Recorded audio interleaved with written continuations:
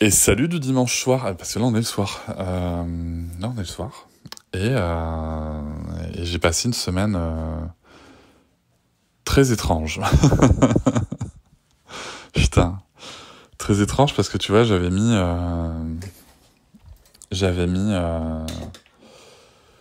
comment dire, j'avais mis sur les réseaux un post en ligne parce que j'avais vu le, le- mes amis la semaine dernière. Élise Bultez et Juliette Katz mettre un post, tu sais, par rapport au...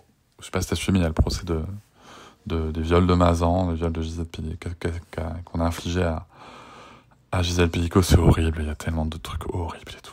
Enfin, j'avais signé une tribune organisée par Morgane Noam en réaction à ça, sur la nécessité de faire évoluer la masculinité. Là-dessus, c'est lancé une espèce de débat sur les réseaux, alors entre féministes, hein, mais disant que voilà, il faut...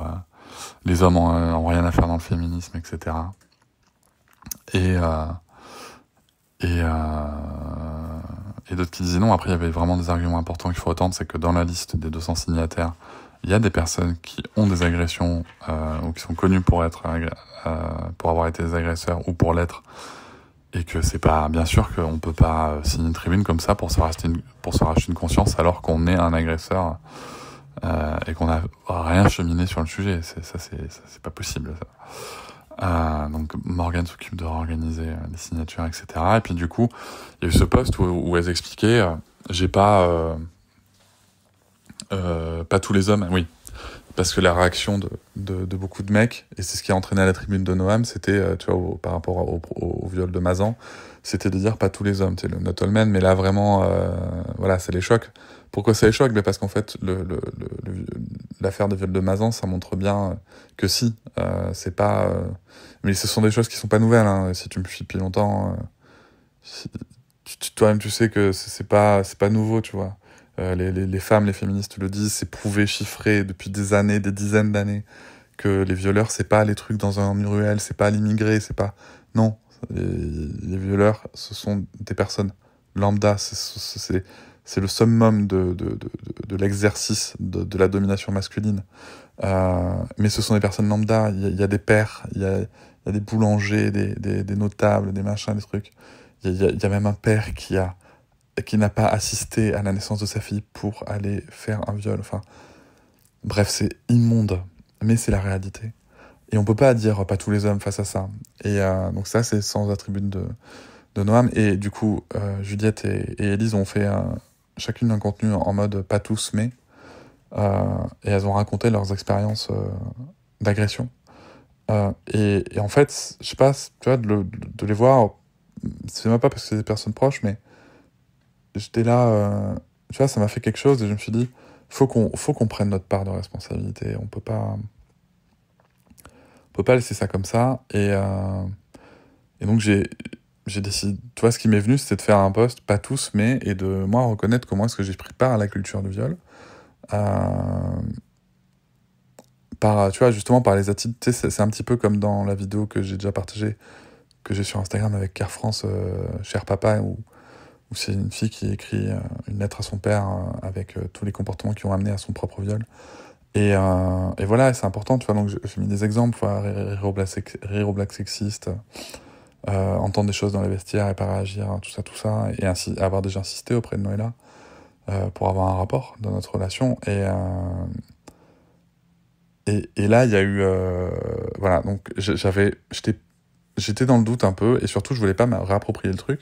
Donc j'avais soumis, tu vois, le post, le texte et tout à Élise et Juliette pour leur avis. Elles m'ont dit que c'était une bonne démarche, donc je dis ok.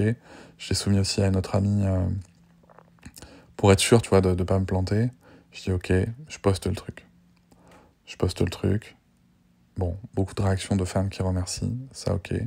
Beaucoup de partages, ok. Moi, ma démarche, en fait, c'était de faire un post, tu vois, qui est écrit par un homme, qui s'adresse aux hommes. Et la démarche était, en s'adressant aux hommes, de dire, les gars, arrêtons de faire l'autruche, tu vois. Ouvrons les yeux.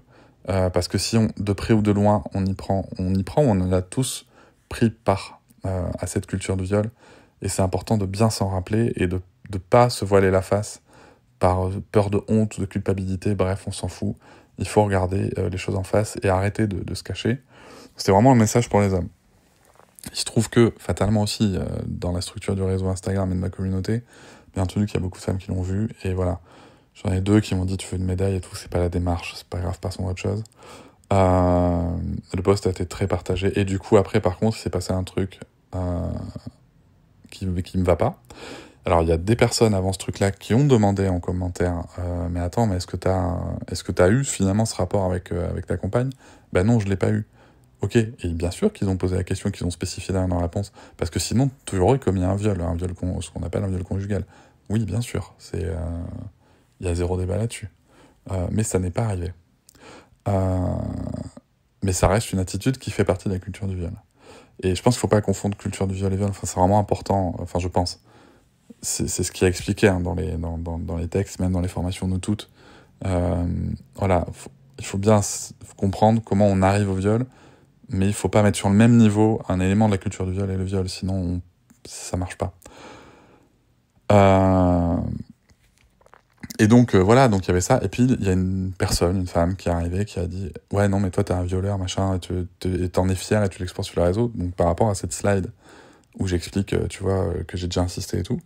Et donc je dis « Bah non, en fait, vous pouvez pas tenir ces accusations-là, machin. Regardez, il y a des gens qui ont à minima posé la question. » Et elle me soutient que si, que je mens, que ceci, que cela. Je dis « Mais attendez, mais c'est grave ce que vous dites, vous vous rendez compte, c'est pas possible. Enfin voilà, vous pouvez pas tenir des accusations publiques comme ça. C'est pas le but du poste et tout machin. » Bref, elle en démordait pas. Donc bon, je lui ai dit que j'allais faire le nécessaire. Bien entendu, j'ai screené. Bien entendu, j'ai fait mon signalement. Et bien entendu, que j'ai envoyé ça à mon assurance juridique. Voilà, et qui ont fait le taf derrière. Et ensuite, je l'ai bloqué. Parce que je voyais pas l'intérêt de continuer. Et du coup, là, il y a à peu près une dizaine de femmes qui sont arrivées en disant « Ouais, alors comme ça, on bloque les gens hein, parce qu'on n'est pas d'accord avec toi. » Donc, je commence à répondre, à expliquer. Non, c'est pas qu'on n'est pas d'accord avec moi. Qu'on soit pas d'accord avec moi, c'est pas un problème, tu vois. Mais venir tenir de fausses accusations très graves comme ça et tout, ça, c'est pas possible. Et ouais, mais si, nanana, enfin, bref.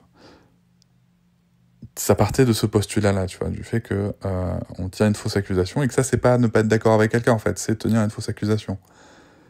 En plus, j'explique à Noëlla et tout, machin. Noëlla commence à s'énerver, mais qu'est-ce qu'elle raconte, c'est n'importe quoi. Et puis en plus, elle parle à ma place, et puis tati tata, enfin voilà, ça a commencé à vraiment la saouler. Et derrière, du coup, voilà, c'est monté. Et puis, c'était un soir où j'étais très fatigué, du coup. J'étais très fatigué de ma semaine, de ma journée et tout. C'était compliqué avec Lucas. Et je voyais les notifications, tu vois. Enfin, tu vois, je lisais les commentaires qui arrivaient. Elle me lâchait pas et tout. Et c'est terrible à dire parce que, à côté de ça, t'avais des centaines de commentaires positifs, tu vois. Mais en fait, voilà.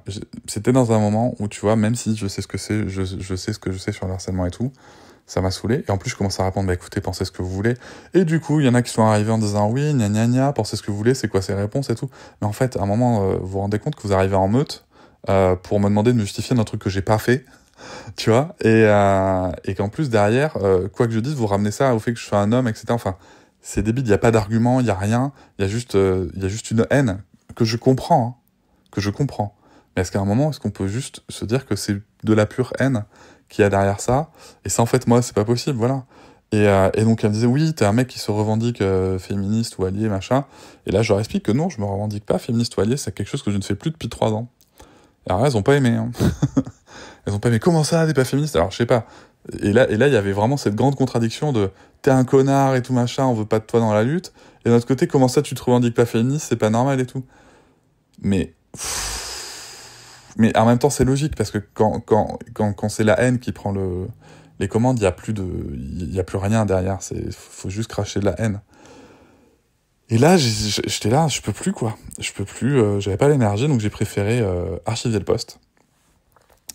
J'ai archivé le post, j'ai dit à Noëlla, ça l'a beaucoup énervé. C'était intéressant parce que, si tu veux, quand on a vu dans notre relation cette discussion sur le consentement, et que je lui avais posé la question, est-ce que t'as déjà eu ce sentiment que j'insiste et tout, elle me fait bah oui carrément et tout. Ok. Et dans toute son son recul et sa sagesse et ce pourquoi...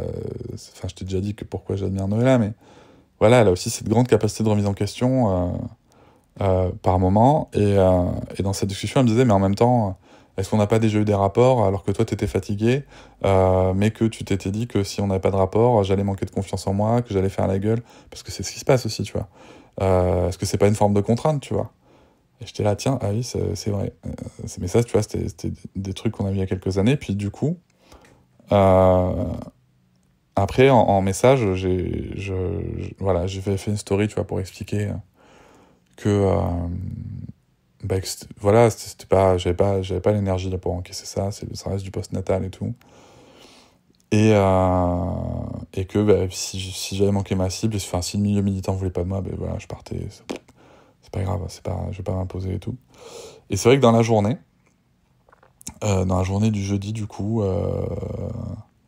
il y a eu, j'ai reçu beaucoup de messages et surtout beaucoup de partages de femmes qui m'ont dit, mais attends, mais moi je l'ai envoyé à mon mec et tout, on a discuté. Enfin vraiment, c'était vraiment beaucoup, des dizaines et des dizaines. Et je me suis dit putain, c'est bon. Enfin, tu vois, il y a quand même la majorité des gens qui ont compris le sens du truc et se l'ont même approprié comme un outil. Euh, et euh, et il y a eu aussi ce témoignage spécifique d'une maman qui disait, bah, tu vois, ton poste, je l'ai envoyé à mon fils de 20 ans. Et on a eu une grande discussion en famille après. Et là, j'étais là, putain, mais pourquoi je peux pas... Et elle me disait, c'est vraiment dommage de te passer de ça. Avec d'autres personnes aussi, d'autres femmes, on a eu des discussions justement sur le sujet du consentement, sur cette remarque que m'avait fait Noëlla. Est-ce que t'as pas déjà eu des rapports par peur que je fasse la gueule derrière, que derrière il faille, voilà, me rassurer sur mon estime de moi parce qu'en fait on n'a pas eu de rapport, etc. Et il y a plein de femmes qui ont aussi exprimé le fait qu'elles avaient déjà exigé des rapports et que c'est pas aussi simple que ça. Euh, et que voilà, déterminer où est la contrainte, c'est vraiment des questions intéressantes.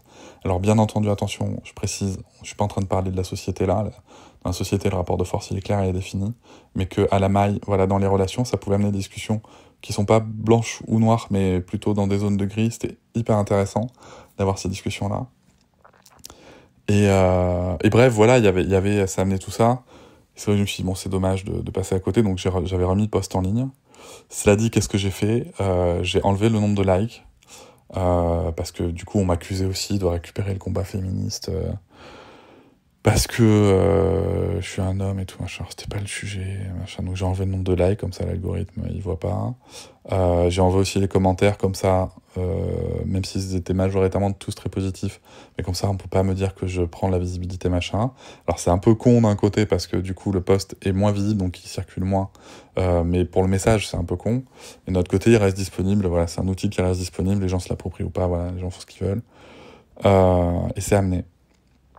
Et après, ce qui a vraiment posé question, c'est pourquoi est-ce que je me revendique pas féministe ou ally? Mais en fait, c'est exactement pour ça. Oui. C'est pour ça que je ne me revendique plus, moi-même, féministe ou allié. Qu'on m'appelle comme ça de temps en temps, je m'en fous.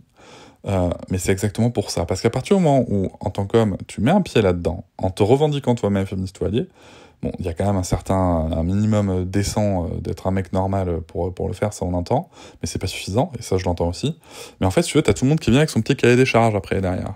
Alors pour être un bon allié, il faut que tu sois, par exemple, ça c'est un vrai exemple, et c'est ce qui m'avait fait arrêter il y a 3 ans de me revendiquer allié, c'était, d'un côté on me disait que j'étais un allié de merde parce que je me positionnais pas sur la prostitution. D'un autre côté, on me disait que j'étais un allié de merde parce que je n'encourageais pas la prostitution. Enfin, c'était voilà, des débats qui sont internes au féminisme et que je leur laisse bien volontiers. Et où en fait, on te disait, voilà, t'es un allié de merde ou machin. En fait, on vient avec des bons points, des mauvais points. Et le truc, c'est que tu passes du temps ensuite à te justifier d'être féministe ou allié, au lieu d'être dans l'action. Au lieu de trouver comment agir à ton niveau et tout, etc. Tu dépenses beaucoup d'énergie à ça. Et en fait, depuis que j'avais arrêté, je passe mon énergie à autre chose. Voilà, je passe mon énergie à autre chose. Ce qui est dramatique aussi, c'est que ces personnes ne voient pas non plus ce qui se passe dans la vraie vie, les actions avec les assos et tout, machin, en local. Voilà, pourquoi? Parce que tu les montres pas, parce que si tu les montres, on va dire que t'es un mec voilà, qui cherche des médailles et tout. Ce qui est intéressant, c'est que j'ai une discussion récente avec une amie qui m'a dit qu'elle le faisait pas non plus parce que, voilà, on lui disait pareil, que ça faisait culpabiliser les gens qui en faisaient pas assez ou quoi, enfin... Bref, c'est vraiment les réseaux, des fois, c'est... Toujours est-il que j'ai laissé mon poste, mais ça m'a vraiment affecté cette semaine. J'avais vraiment le moral dans les chaussettes, quoi. Euh, et, euh, et c'est pas grave. Du coup, il y a des personnes qui pensent ce qu'elles veulent. On peut pas empêcher les gens de penser ce qu'elles veulent de nous. Du coup, il y a d'autres personnes qui pensent autrement. Il y a d'autres personnes qui pensent que, en effet, la lutte pour l'égalité des droits, que ce soit des femmes, des enfants, si on n'arrive pas à lutter ensemble, ben, on n'aboutira pas à grand-chose. Je suis plutôt d'accord avec ça. Après, il y a des personnes qui sont libres de penser que parce que tu es un homme, il faut te haïr et que les femmes peuvent mener le combat seules. Libre à ces personnes de penser ça. On verra les résultats que ça donne. Et j'avais lu une réaction hyper intéressante de René Grosard là-dessus. En fait, je te fais un vocal juste là-dessus. J'avais une réaction hyper intéressante de René Grosard là-dessus, qui expliquait qu'aujourd'hui, bien qu'elle est tout à fait d'accord avec le sujet, attention, faut pas que les hommes prennent toute place, et ce avec quoi je suis d'accord aussi. Et je ne me cache pas du fait que potentiellement je peux être très maladroit parfois. Ça, je l'entends, faut pas hésiter à me le dire. Mais c'est différent que de faire des fausses accusations de viol quand même. Et elle expliquait aussi que le problème qu'on a, c'est que ce qu'on constate, c'est qu'aujourd'hui, les modèles masculins qui s'expriment sur les réseaux, ce sont les masculinistes. Donc d'un côté, on peut pas dire aux hommes ouais, prenez vos responsabilités, soyez des modèles sains, et de notre côté, laissez la parole publiquement qu'aux masculinistes. Et ce qui est important aussi, alors ça, elle avait pas mis dans son poste, mais pour rappel, dans le dernier rapport du Conseil à l'égalité homme-femme, du Haut Conseil à l'égalité homme-femme, il est clairement indiqué que le masculinisme progresse chez les 15-24 ans. Donc si on ne leur apprend pas, ces jeunes-là, ces jeunes hommes, ces jeunes garçons, à avoir des modèles sains, ou en tout cas à minima plus sains, et que les seuls modèles qu'ils ont publics et valorisés, ce sont des masculinistes sur leur chaîne YouTube, les réseaux et tout, mais faut pas s'étonner du résultat qu'on a, quoi. Parce que le résultat, il est là, il est mesuré aujourd'hui. Donc voilà, je pense qu'une stratégie, elle se mesure aussi au résultat qu'elle produit, et qu'aujourd'hui, la stratégie de la haine produit plus de haine. Voilà. Bon, je t'ai évacué ça, visiblement, j'avais besoin que ça sorte. Je pensais pas te parler de ça aussi longtemps. Mais bref. Et du coup, après, je suis allé le jeudi, je suis allé avec Marie, mon assistante, on est allé à un congrès de neurosciences pour l'éducation organisé à l'UNESCO par la Babilou Family. Je t'avoue que je suis bien content que Babilou soit pas taclé par l'enquête qu'il y a eu là sur les crèches privées, parce que sinon j'aurais été vraiment très mal à l'aise. C'était très chouette, vraiment c'était passionnant. On est parti un peu tôt l'après-midi parce qu'il y avait une soirée influence le soir. J'aime pas trop ces trucs-là.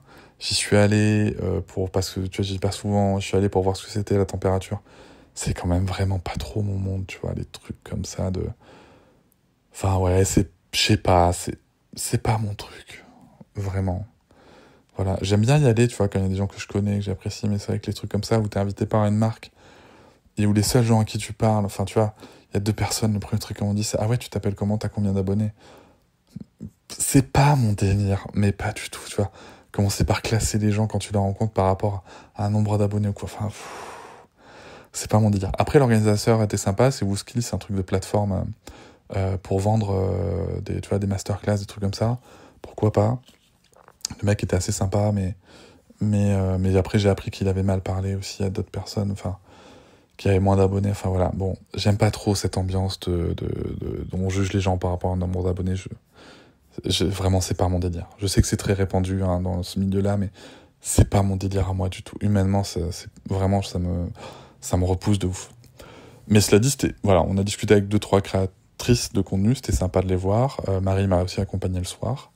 Je suis parti avant elle, du coup elle a pu. L'idée c'était aussi qu'elle puisse prospecter pour des clients ou des clientes potentielles dans son travail d'assistante. C'était chouette de partir ensemble parce que voilà, on a pu discuter, débriefer, choper des numéros de personnes qu'on voulait interviewer. C'était aussi une opportunité pour elle, voilà, de rester là-dedans. Donc ouais, je suis vraiment content d'avoir pu faire ça. J'espère qu'on pourra organiser ce que j'aimerais faire, tu vois, c'est réussir à avoir les moyens financiers de la payer pour qu'elle vienne, tu vois, aux sessions d'enregistrement, tu vois, qu'on programme des gros trucs 2 jours sur Paris comme ça, pouvoir lui payer le train, l'hôtel et la journée et les journées de travail. Mais bon, on verra On verra si j'y arrive parce que, ouais, il y a vraiment un côté... moi, derrière, tu vois, je suis que sur la création de contenu, que sur l'humain. Et j'aime tellement ça que c'est trop cool. Et puis ensuite, je suis parti le week-end. Alors, j'étais fracassé. Je suis parti le week-end. Et à hier, donc hier, c'est à 1 heure de Marseille, un truc comme ça. Un petit peu en dessous d'Aix-en-Provence. Et alors c'est une très chouette petite ville. J'étais invité par l'association Bébé Bulle. J'étais pour un truc avec Rémi sur scène sur les paternités. Il y avait Isabelle Filiosa, il y avait Céline Chadla du Mois d'Or. Et ben écoute, c'était vraiment chouette. Voilà, c'était vraiment chouette. Pour une première truc, je salue Caroline, la responsable de l'asso qui organisait tout ça parce qu'elle a fait un travail formidable. Les bénévoles aussi ont fait un travail formidable. On a été super bien reçus. L'ambiance était vraiment chouette. Beaucoup de respect, vraiment très très bien. Voilà, c'était vraiment un chouette déplacement. Pas de tout repos bien sûr comme toujours, mais un chouette déplacement. Alors pour l'anecdote, j'ai mangé tard, sucré le soir, du coup j'ai pas très bien dormi. Voilà, j'ai vu plein de gens que j'appréciais. Je suis parti avec mes livres. C'est la première fois que je vends tous mes livres quand je vais à un événement. Tu vois, j'étais parti avec 25 livres, un truc comme ça. Donc j'étais vraiment content. C'était trop cool de rencontrer les gens, de discuter. J'adore ça. Par contre, tu vois, c'est vraiment mon délire, quoi. Ce genre de choses, au-delà de la vente de livres, on s'en fout, ça à la rigueur, mais c'est vraiment, tu vas parler avec les gens, de leur vie, des aspirations, des projets, des difficultés, des réussites, enfin voilà, des doutes et tout. Enfin, c'était vraiment génial. Et encore une fois, c'était un très bel événement que l'asso a bien réussi. Et puis ensuite, ah oui, j'ai vu aussi Maman sa mère, Mélanie, Maman sa mère. Que j'adore voir à chaque fois, tu sais, ces genres de personnes, tu sais, quand je les vois, je suis nostalgique après de les quitter, tu vois, de pas les revoir. Et elle était avec son petit bébé, et voilà, on a fait des papouilles et tout, et il s'est passé quelque chose qui m'a fait du bien. Et tu sais, c'est un peu bizarre, ça m'a fait et à la fois rendu triste et à la fois du bien. C'est quand je faisais des papouilles à son bébé qui réagissait un peu comme Lucas, bah du coup, Lucas m'a manqué sur le moment, tu vois, mais terriblement. Alors que j'étais un peu plus détaché, tu vois, émotionnellement de mon garçon. Tu vois, ça m'émeut là d'en parler. Tu vois, j'étais un peu détaché, tu vois, émotionnellement, parce que bah c'était trop dur et, euh, et en fait, je m'étais pas aperçu que je m'étais réattaché, tu vois, émotionnellement, parce que c'était moins dur, peut-être, parce que ma résilience augmente, mais là, du coup, bah ça m'a rendu un peu tristouille et à la fois tristouille de pas d'être loin de lui, et à la fois heureux de ressentir ça, quoi. Voilà. Donc voilà, c'était, tu sais, ce genre de sentiment hyper ambivalent. Voilà. Bref, je suis rentré de là. La semaine qui s'annonce beaucoup plus calme. Je vais travailler un peu, essayer de me reposer beaucoup. Euh, et, euh, et passer du temps avec ma compagne que j'aime et avec mes enfants. Voilà, là on va rentrer dans une période qui est quand même plus calme, même s'il y a des déplacements en octobre encore, mais ça va être quand même plus calme. Et on va essayer de récupérer pour sortir vraiment, pas que la tête, mais tout le corps de la fatigue, enfin des difficultés du postpartum, ça pourrait être chouette.